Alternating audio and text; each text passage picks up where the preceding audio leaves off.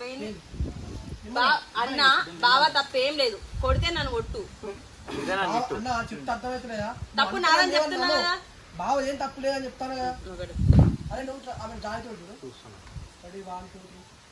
అన్న తప్పంతా నాది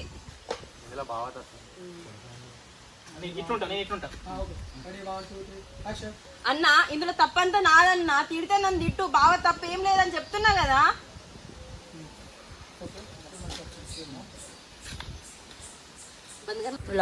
సో ఫ్రెండ్స్